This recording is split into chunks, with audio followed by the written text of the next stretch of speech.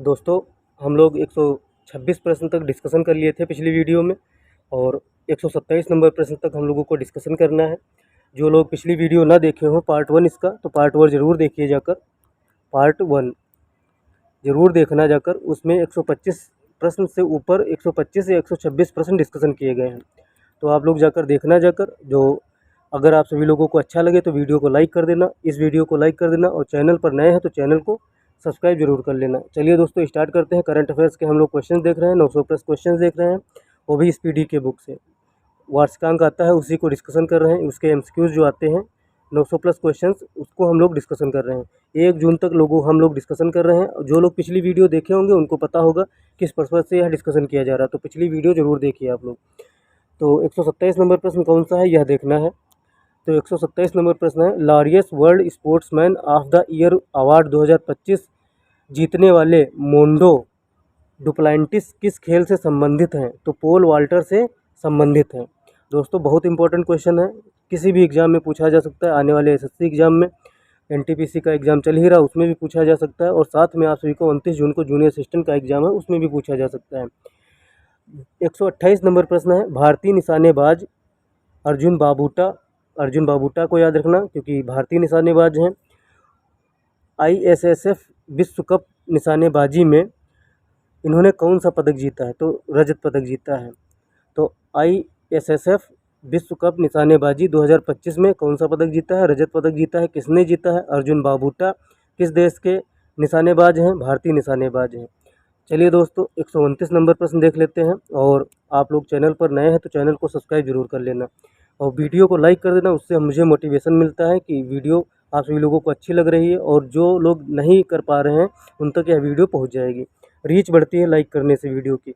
129 number प्रश्न है, बिहार की मेज़बानी में महिला कबड्डी विश्व कप 2025 का आयोजन कहाँ किया जाएगा? तो बिहार की मेज़बानी में किया गया है, तो राजगीर में किया गया है। तो यह हो सकता है जूनियर असिस्टेंट में डायरेक्ट प्रश्न ना पूछे, लेकिन यह ज़रूर पूछ लिया जाएगा कि महिला कबड्डी विश्व कप 2025 का आयोजन किस स्टेट ने करवाया है? तो बिहार याद रखना, और राजगीर याद रखेंगे तो बिहार के जितने भी एग्जाम हैं वो भी आप सभी के कवर हो जाएंगे।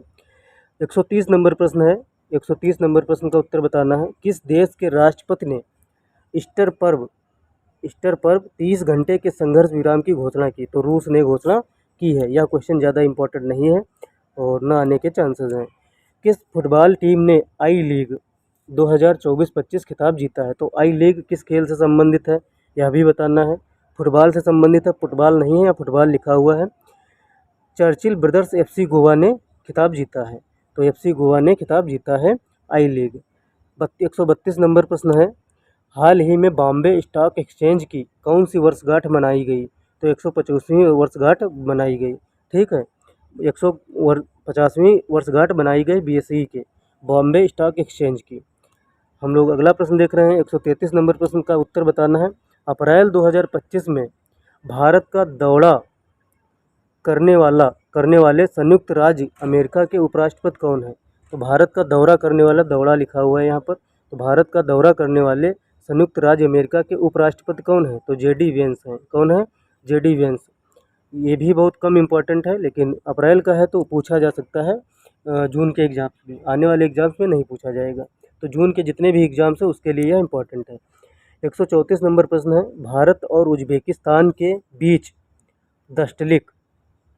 दस्तलिक सैन्य अभ्यास का कौन सा संस्करण पुणे में आयोजित किया गया?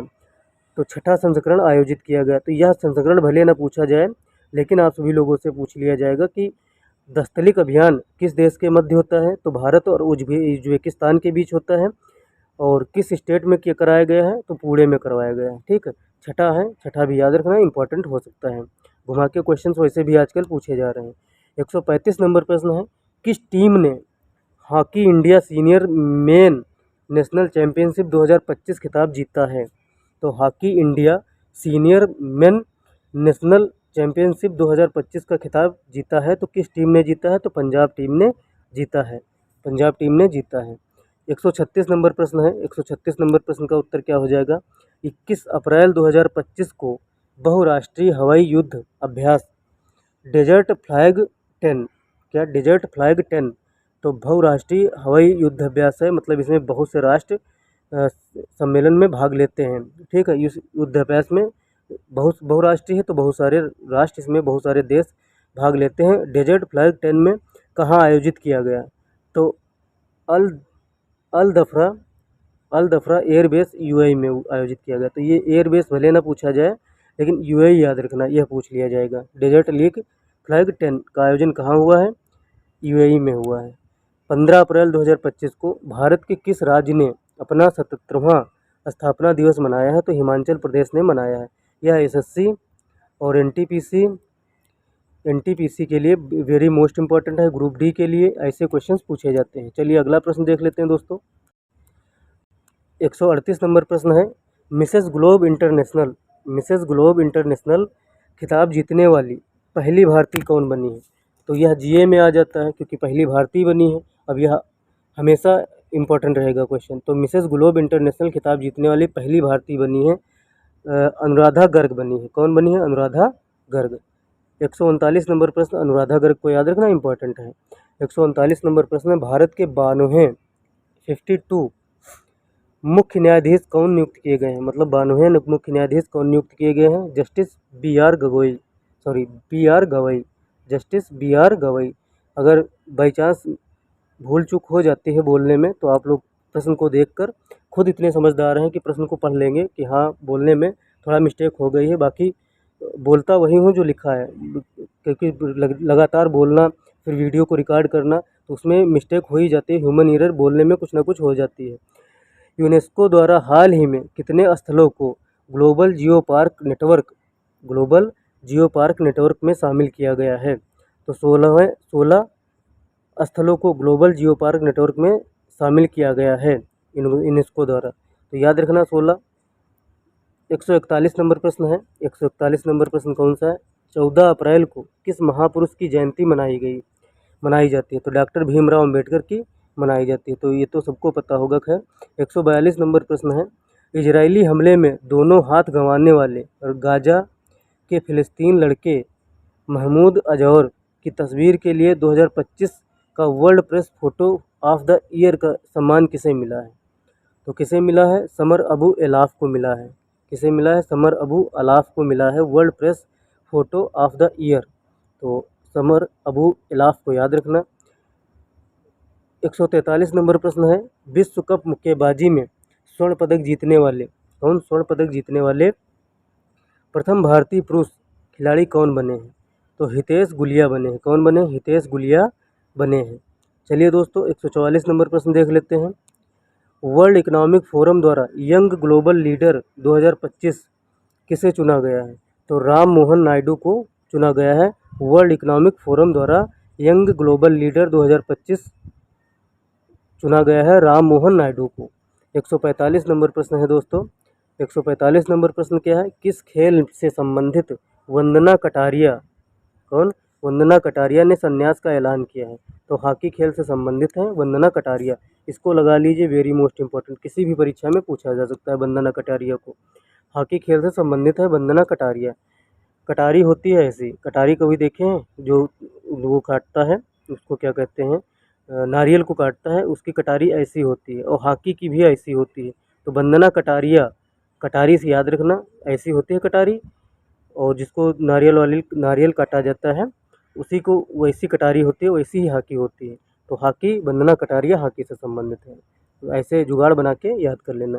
146 नंबर प्रश्न है, 2025 के लिए WEF वैश्विक युवा नेता के रूप में किसे चुना गया है? तो राम मोहन नायडू को चुना गया है। अभी ऊपर यही पढ़ के आए हैं और फिर से देख लीजिए। 147 नंबर प्रश्न है, हाल ही में चर्चा में रहा बाबा बौखनाग सुरंग कहाँ स्थित है? तो उत्तराखंड में स्थित है बाबा बौखनाग सुरंग। 148 नंबर प्रश्न है दोस्तों, भारत किसके साथ मिलकर निसार मिशन लॉन्च किया? तो नासा के साथ मिलकर निसार मिशन लॉन्च किया है, नासा प्लस भारत। तो याद रखना Nisar, NASA plus Bharat. 149 number प्रश्न है, खेलो इंडिया यूथ गेम 2025 का शुभंकर क्या है? तो गज सिंह है। क्या है? गज सिंह है। आगे दोस्तों देख लेते हैं। 150 नंबर प्रश्न है। 150 नंबर प्रश्न क्या है? 150 नंबर है, मई 2025 में अंतर्राष्ट्रीय अंतरिक्ष स्टेशन की यात्रा करने वाले भारतीय अंतरिक्ष यात्री कौन है, यह बताना है। चलिए देख लेते हैं ऑप्शन में। तो कौन है? शुभांशु शुक्ला है। तो याद रखना, शुभांशु शुक्ला है। 151 नंबर प्रश्न है, 1 अप्रैल को भारत के किस राज्य ने 90वां स्थापना दिवस मनाया है? तो उड़ीसा ने मनाया है 90वां स्थापना दिवस। 152 नंबर प्रश्न है। 152 नंबर प्रश्न क्या है? किस देश की जनसंख्या में लगातार 14वें साल गिरावट दर्ज की गई है? तो जापान की जनसंख्या में लगातार 14वें साल गिरावट दर्ज की गई है। तो यह आप लोग याद रखना। और अगला प्रश्न है, 153 नंबर प्रश्न क्या है, ये भी देख लेते हैं। किस राज्य सरकार ने भूमि सुरक्षा और पारदर्शिता सुनिश्चित करने के लिए भूभारती पोर्टल लॉन्च किया है?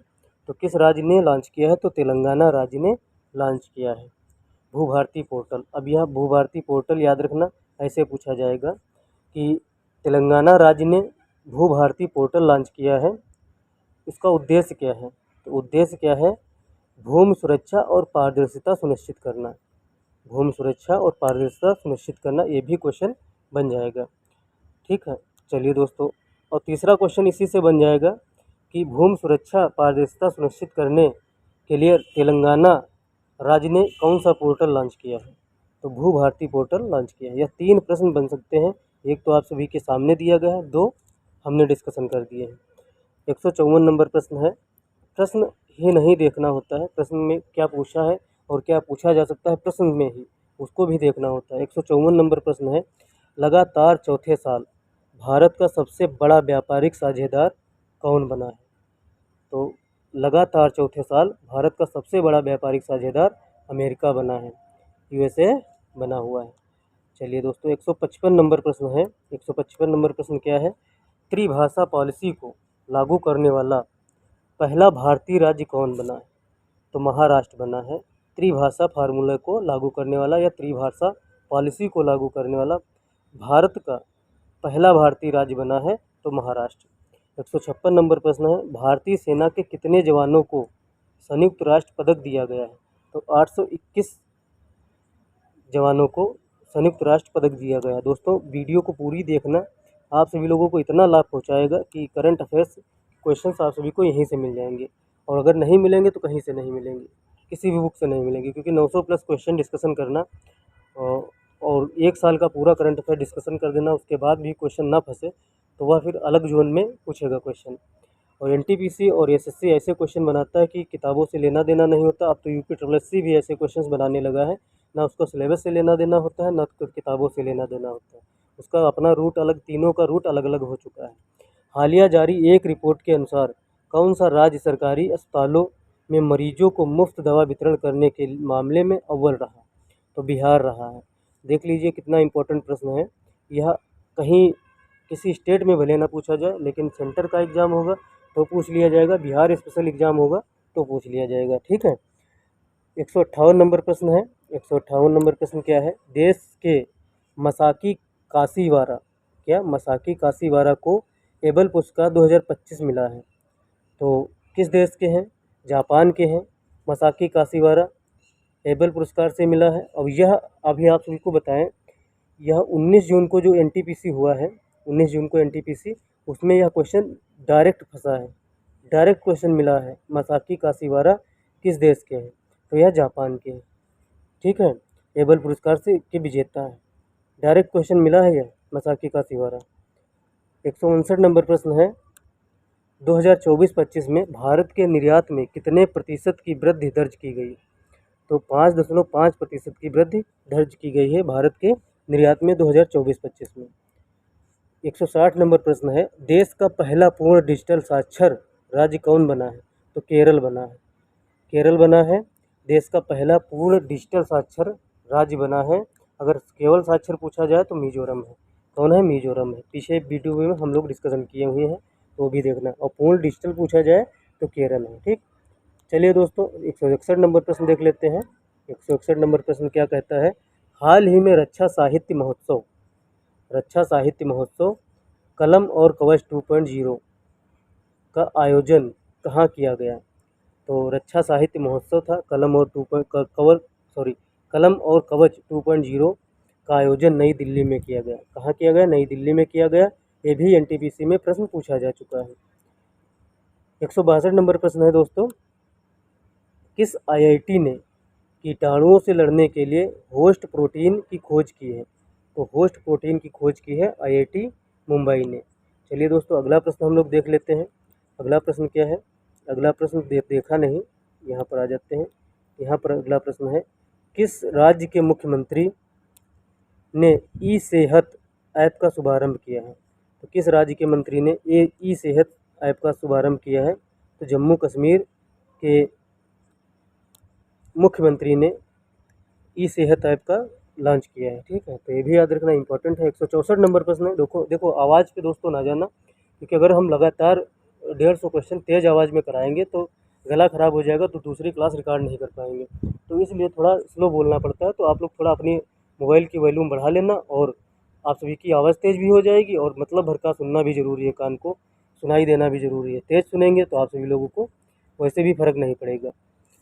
तो 18 अप्रैल 2025 को लॉन्च की गई पुस्तक संस्कृत का पंचम अध्याय किस बारे में है? तो यह बताना है। तो पीएम मोदी के भाषणों का संकलन है संस्कृत का पंचम अध्याय। चलिए दोस्तों, अगला क्वेश्चन देख लेते हैं। 165 नंबर प्रश्न है,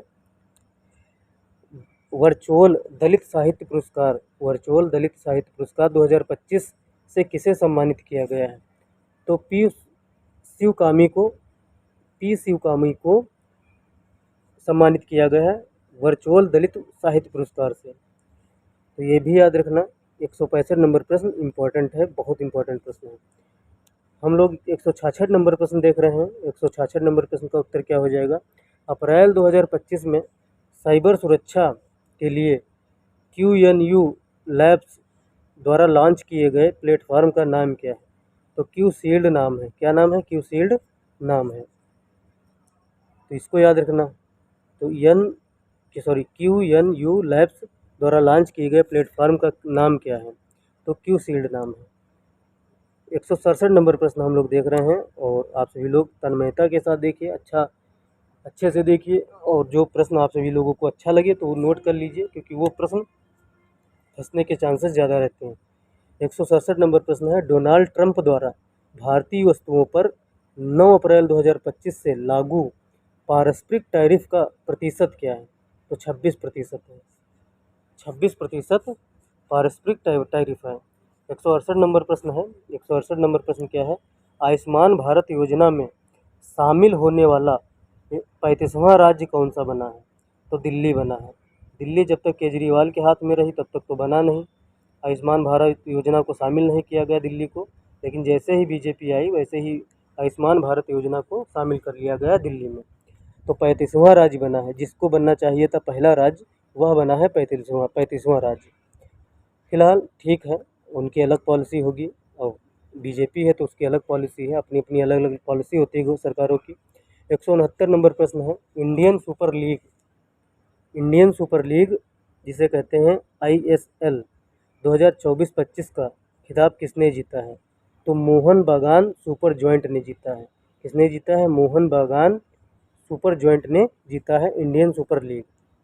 हम लोग 170 नंबर प्रश्न पर आ चुके हैं धीरे धीरे करके। हाल ही में किस ट्रेन में बैंक ऑफ महाराष्ट्र द्वारा देश का पहला जहां आ जाए तो वो तो बिल्कुल रामबाण होगा, डायरेक्ट क्वेश्चन आ जाएगा आप सभी के एग्जाम्स में। ऑटोमेटेड टेलर मशीन, जिसे ATM कहते हैं, ATM का फुल फॉर्म भी पूछा जाता है बहुत बार, तो ऑटोमेटेड टेलर मशीन है, स्थापित किया गया है। तो किस ट्रेन में? तो पंचवटी एक्सप्रेस ट्रेन में स्थापित किया गया है बैंक ऑफ महाराष्ट्र द्वारा देश का पहला ATM।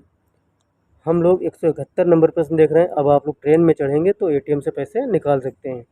171 नंबर प्रश्न है, हाल ही में माधोपुर घेड़ मेला कहाँ आयोजित किया गया? तो गुजरात में आयोजित किया गया है। यह पूछा जा सकता है कि माधोपुर घेड़ मेला कहाँ का है? तो गुजरात का है। SC वर्गीकरण अधिनियम लागू करने वाला पहला राज्य कौन बना है? तो तेलंगाना राज्य बना है SC वर्गीकरण अधिनियम को लागू करने वाला। तो ये इम्पोर्टेंट है, इसको भी इम्पोर्टेंट श्रेणी में रख लेना। 173 नंबर प्रश्न है, हाल ही में भरणी उत्सव, यहाँ का भरणी उत्सव कहाँ मनाया गया? तो भरणी उत्सव कहाँ मनाया गया? केरल में मनाया गया। तो भरणी उत्सव कहाँ का है? केरल का है। ठीक है, याद रखना, ऐसे पूछा जाएगा। 174 नंबर प्रश्न है, किस लीजेंड्स ऑफ एंडोस्कोपी पुरस्कार से सम्मानित किया गया है? तो डॉक्टर नागेश्वरी रेड्डी को, डी नागेश्वरी रेड्डी को सम्मानित किया गया है लीजेंड्स ऑफ एंडोस्कोपी से। 175 नंबर प्रश्न क्या कह रहा है, 2024-25 के लिए किस राज्य ने सबसे अधिक वास्तविक आर्थिक विकास दर हासिल की है? तो किस राज्य ने हासिल की है, यह बताना है। तो ऑप्शन देख लेते हैं दोस्तों पहले। तो किस राज्य ने हासिल किया? तो तमिलनाडु राज्य ने जो है हासिल किया है। 176 नंबर प्रश्न है, हाल ही में एशिया के सबसे vertical lift span railway bridge, जिसे कहते हैं नए पंबन ब्रिज, का उद्घाटन कहाँ हुआ है? तो तमिलनाडु में हुआ है। तो एशिया के पहले vertical lift span railway bridge है, तो यह वेरी मोस्ट इम्पोर्टेंट श्रेणी में रख लेना, तमिलनाडु आंसर करना। हम लोग 177 नंबर प्रश्न देख रहे हैं। 177 नंबर प्रश्न क्या हो जाएगा, किस राज्य ने छतों पर सौर ऊर्जा को बढ़ावा देने के लिए सौर मिशन शुरू किया है? तो छतों पर सौर ऊर्जा को बढ़ावा देने के लिए सौर मिशन शुरू किया है, तो नागालैंड सरकार ने शुरू किया है। 178 नंबर प्रश्न है, 178 नंबर प्रश्न क्या है, किस राज्य सरकार ने डॉक्टर भीमराव अंबेडकर अभयारण्य को राज्य का 25वां अभयारण्य घोषित किया है? तो मध्य प्रदेश सरकार ने घोषित किया है डॉक्टर भीमराव अंबेडकर अभयारण्य को राज्य का 25वां अभयारण्य। 179 नंबर प्रश्न क्या है, यह देख लेते हैं। 179 नंबर प्रश्न है कि चर्चा में रहा तहूर राणा का संबंध किस बड़ी आतंकी घटना से है? तो तहूर राणा का संबंध किस बड़ी आतंकी घटना से है? 26/11 मुंबई हमला आतंकी घटना से है। 180 नंबर प्रश्न है, 9 अप्रैल 2025 को राष्ट्रपति डोनाल्ड ट्रंप द्वारा घोषित 90 दिवसीय वैश्विक टैरिफ विराम से अमेरिका ने किस देश को बाहर रखा है? तो चीन को बाहर रखा हुआ है। तो भारत न लगाना, टैरिफ जरूर बढ़ाया गया है लेकिन भारत को बाहर नहीं रखा गया है। वक्फ अधिनियम 2025 कब से लागू है, यह बताना है आप सभी को। तो 8 अप्रैल 2025 से लागू है, और यह इम्पोर्टेंट है प्रश्न, यह डायरेक्ट डेट पूछी जाएगी, और जैसे कि इसमें प्रश्न में पूछा गया है। वक्फ अधिनियम 2025 8 अप्रैल 2025 से लागू किया गया है। ठीक है, क्योंकि इस पर बहुत बहसबाजी हुई है और बहुत जो है गुटबाजी भी हुई है, बहुत राजनीति भी हुई है इस अधिनियम पर, तो इसलिए यह इम्पोर्टेंट हो जाता है। और परीक्षक की जो है नज़र हमेशा न्यूज़पेपर पर रहती है, और न्यूज़पेपर से ही करंट अफेयर्स के क्वेश्चन ज़्यादातर उठा लिए जाते हैं। तो न्यूज़पेपर से ही करंट अफेयर्स बुक में भी बनते हैं, और बुक में करंट अफेयर्स दिया हुआ है आपके, तो इसको याद रखना। 8 अप्रैल 2025 वक्फ बोर्ड अधिनियम लागू हुआ। 182 नंबर प्रश्न है, राष्ट्रपति द्रौपदी मुर्मू को लिस्बन में कौन सा पुरस्कार मिला? तो key to the city of Lisbon, तो key to the city of Lisbon से द्रौपदी मुर्मू को सम्मानित किया गया है।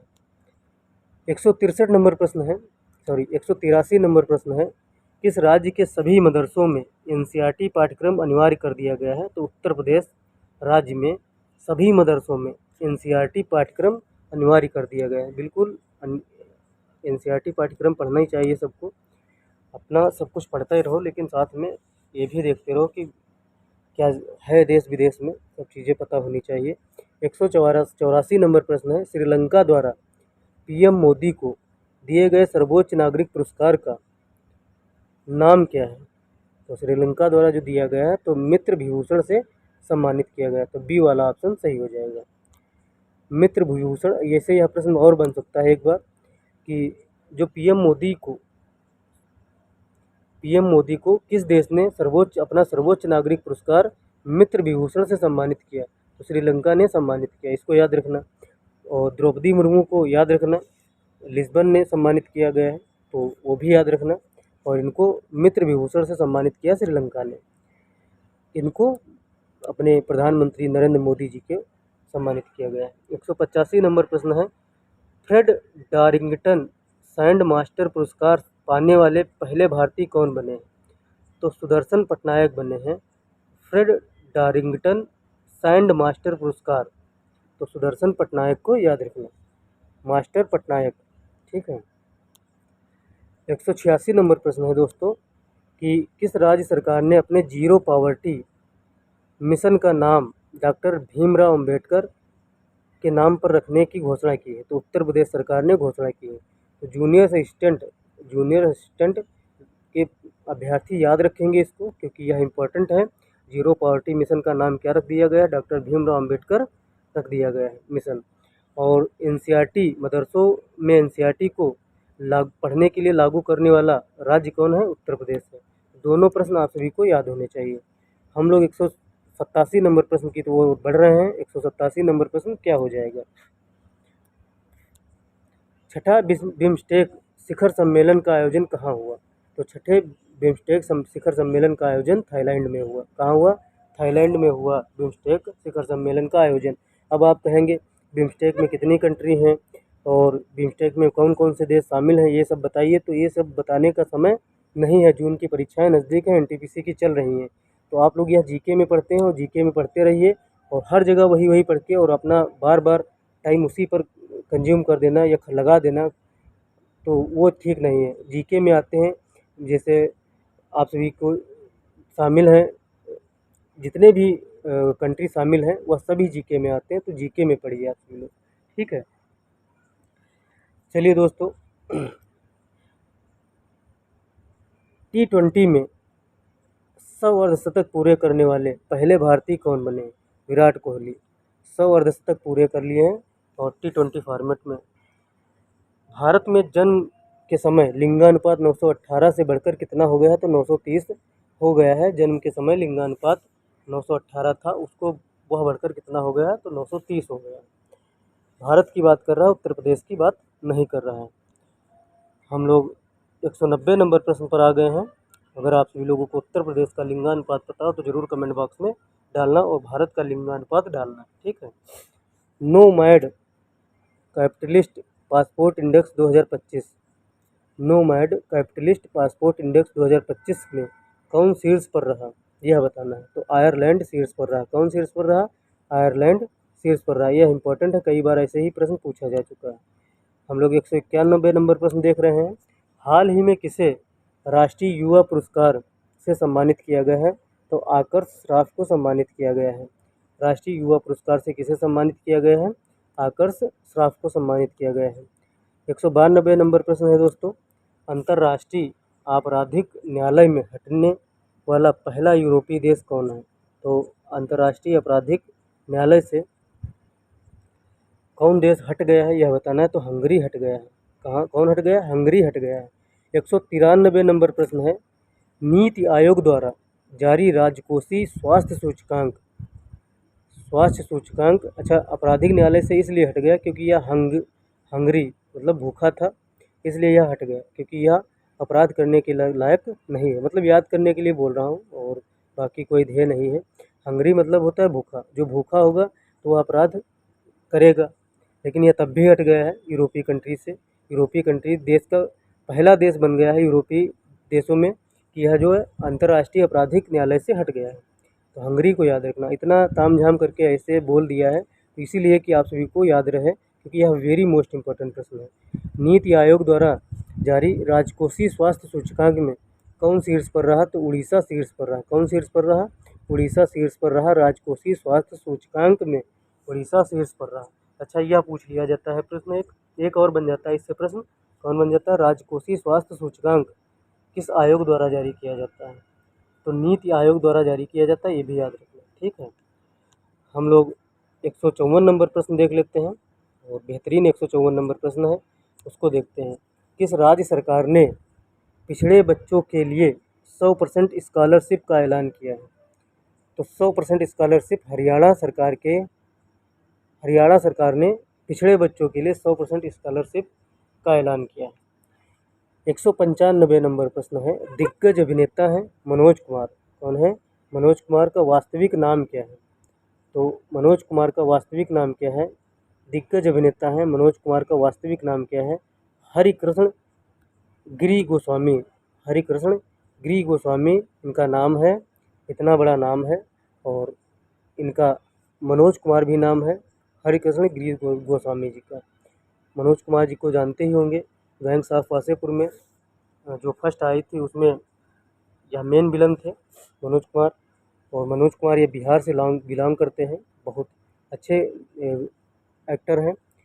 इनको आप लोग जानते ही होंगे। इनका द फैमिली मैन एक शो आता है, वो भी बहुत ही चर्चित है। तो मनोज कुमार को उनका असली नाम है हरिकृष्ण गिरी गोस्वामी। अगर यह नाम बता दिया जाए किसी को तो एक्टर कम लगेगा, और यह संत महात्मा जो कथावाचक होते हैं श्री श्री श्री वो ज़्यादा लगेंगे। तो इसलिए इनका नाम शॉर्ट फॉर्म में मनोज कुमार कर दिया गया। ठीक है। रेलवे स्टेशन पर सौर ऊर्जा स्थापित करने में कौन सा राज्य शीर्ष पर रहा? तो हर राजस्थान शीर्ष पर रहा। रेलवे स्टेशन पर सौर ऊर्जा स्थापित करने में राजस्थान शीर्ष पर रहा। 197 नंबर प्रश्न हम लोग देख लेते हैं दोस्तों। केंद्र सरकार ने देश भर में कितने एकलव्य मॉडल आवासीय विद्यालय खोलने का लक्ष्य रखा है? 728 एकलव्य मॉडल आवासीय विद्यालय खोलने का लक्ष्य रखा है, जिसे EMRS कहते हैं। क्या कहते हैं? EMRS कहते हैं। ठीक है। अच्छा, इनकी वैकेंसी आने वाली है, जुलाई लास्ट तक आ जाएंगी वैकेंसी, और इसका एग्ज़ाम अक्टूबर तक हो जाएगा। इसकी ज्वाइनिंग की नोटिस आ गई है कि 31 मार्च 2026 तक आप लोग योगदान देंगे जाकर अपने अपने स्कूलों में। तो आप जिन लोगों ने तैयारी न शुरू की है, तैयारी शुरू कर दीजिए। आप सभी लोगों की EMRS की वैकेंसी आ रही है। जब रिकॉर्ड कर रहा हूँ उसके आधा घंटे पहले यह नोटिस आ चुकी। जब रिकॉर्ड करने शुरू किया था उसके आधा घंटे पहले इसकी नोटिस आई हुई थी, तो सोचा लाओ बता देते हैं। जब प्रश्न ही आ गया है तो उसके बारे में सूचना भी दे देते हैं आप सभी को। तो आप लोग जो है सूचना भी पा गए क्लास के अंदर। 198 नंबर प्रश्न है, लोकसभा में वक्फ विधेयक 2025 कब पारित हुआ? तो 2 अप्रैल 2025 को पारित हुआ। ठीक है। अब वक्फ संशोधित विधेयक 2025 पारित कब हुआ? तो 2 अप्रैल 2025 को। अच्छा, आप सभी लोगों से पूछ लिया जाएगा कि वक्फ बिल लागू कब हुआ? लागू कब हुआ? तो आप लोग कमेंट बॉक्स में डालना, क्योंकि पिछला क्वेश्चन यही था जो हम लोगों ने 2 बार डिस्कशन किया। 199 नंबर प्रश्न है, नेटवर्क तत्परता सूचकांक में भारत कौन से स्थान पर रहा? चलिए ऑप्शन देख लेते हैं दोस्तों। तो 36वें स्थान पर रहा। किस स्थान पर? 36वें स्थान पर रहा। 200 नंबर प्रश्न है, फीफा महिला विश्व कप 2025 की मेजबानी कौन सा देश करेगा? तो यूनाइटेड किंगडम करेगा, यूके करेगा। फीफा महिला विश्व कप याद रखना, फीफा महिला विश्व कप 2025 की मेजबानी यूके करेगा, यूनाइटेड किंगडम जिसे ब्रिटेन कहते हैं। 201 नंबर प्रश्न है। 201 नंबर प्रश्न क्या है, किन्हें हिंदी के लिए रामनाथ गोयनका पुरस्कार 2025 दिया गया? तो मृदुलिका झा को दिया गया है रामनाथ गोयनका पुरस्कार 2025। वेरी मोस्ट इम्पॉर्टेंट, बायोसारथी पहल भारत में किस मंत्रालय द्वारा लॉन्च किया गया है? तो विज्ञान प्रौद्योगिकी मंत्रालय द्वारा लॉन्च किया गया है। बायोसारथी पहल भारत में किस मंत्रालय द्वारा लॉन्च किया गया है? तो विज्ञान एवं प्रौद्योगिकी मंत्रालय द्वारा लॉन्च किया गया है, याद रखना। 203 नंबर प्रश्न हम लोग देख रहे हैं, एबेल पुरस्कार 2025 से किसे सम्मानित किया गया? सेम डिक्टो क्वेश्चन NTPC 19 जून वाले थर्ड शिफ्ट में यह पूछा गया क्वेश्चन। एबेल पुरस्कार 2025 किसे सम्मानित किया गया? तो मसाकी काशीवारा को सम्मानित किया गया है। और यह कहाँ के हैं? जापान के हैं। हम लोग पीछे देखे थे और वह कंट्री ही पूछा था प्रश्न, अभी हम लोग देख के आए हैं। 204 नंबर प्रश्न है, भारत और किर्गिस्तान के बीच हाल ही में संयुक्त सैन्य अभ्यास खंजर ये कौन सा नंबर का है? 12 का आयोजन किया गया है। तो खंजर 12वें संस्करण का आयोजन किया गया है। संयुक्त सैन्य अभ्यास है, भारत और किर्गिस्तान के बीच में आयोजित किया गया है। तो कहाँ आयोजित किया गया है? तो किर्गिस्तान में ही आयोजित किया गया है। किर्गिस्तान में कहाँ? टोकमक में आयोजित किया गया है। टोकमक मतलब खंजर भोंक रहे हैं तो टोक मत, बिना टोके खंजर भोंकने दो। किर्गिस्तान और भारत के बीच में यह सैन्य अभ्यास है। याद करने के लिए बोले हैं, टोकमक किर्गिस्तान। 205 नंबर प्रश्न है, भारत और नेपाल साहित्य महोत्सव का आयोजन कहाँ किया गया? तो मथुरा में आयोजन किया गया है। 205 नंबर प्रश्न का उत्तर हो जाएगा। तो भारत और नेपाल साहित्य का आयोजन मथुरा में किया गया है। हाल ही में किस मंत्रालय ने बालपन की कविता पहल शुरू की है? तो शिक्षा मंत्रालय ने शुरू की है। 207 नंबर प्रश्न है, जिसको भी जल्दी देखना हो तो वह 1.5 गुना, 1 गुना, 2 गुना, 2.5 गुना, 3 गुना तक, 4 गुना तक लगा के अपना देख सकता है। 207 नंबर प्रश्न है, वरिष्ठ नागरिक आयोग स्थापित करने वाला पहला राज्य कौन बना है? तो केरल राज्य पहला राज्य बना है। वरिष्ठ नागरिक आयोग बनाने वाला पहला राज्य कौन बना है? केरल। स्वतंत्रता सेनानी पी श्रीरामुलु, इनको याद ही रखना आप लोग। 58 फीट ऊंची प्रतिमा कहाँ स्थापित की गई? तो अमरावती में स्थापित की गई। क्यों स्थापित की गई? क्योंकि हैदराबाद को भाषाई आधार पर प्रथम राज्य बनाने वाले यही थे, यही आंदोलनकारी थे जिन्होंने अपनी जान गंवा दी थी, श्रीरामुलु। ठीक, तो ये भी याद रखना। चलिए दोस्तों, 209 नंबर प्रश्न है। 209 नंबर प्रश्न है, नेतुम्बो नंदी नायदतवा किस देश की पहली महिला राष्ट्रपति बनी है? तो नमीबिया की बनी है। कहाँ की बनी है? नमीबिया की बनी है। किस मंत्रालय ने राष्ट्रीय कर्मयोगी जन सेवा कार्यक्रम लॉन्च किया है? तो आयुष मंत्रालय ने लॉन्च किया है राष्ट्रीय कर्मयोगी जन सेवा कार्यक्रम। दोस्तों 210 प्रश्न तक रखते हैं, फिर अगली वीडियो में डिस्कशन करेंगे। आप सभी लोगों को किसी दिन बड़ी वीडियो मिल जाएगी तो उसी में कवर हो जाएंगे, फिर एक वीडियो एक्स्ट्रा मिल जाएगी उसमें कवर हो जाएंगे। तो आप सभी के 900 से ज़्यादा क्वेश्चन करवाए जाएंगे, यह वादा है। और आप सभी के 29 जून को जो एग्ज़ाम लगा उसके पहले करवा दिए जाएंगे। तो मिलते हैं अगली वीडियो में, तब तक के लिए जय हिंद, जय भारत, नमस्कार।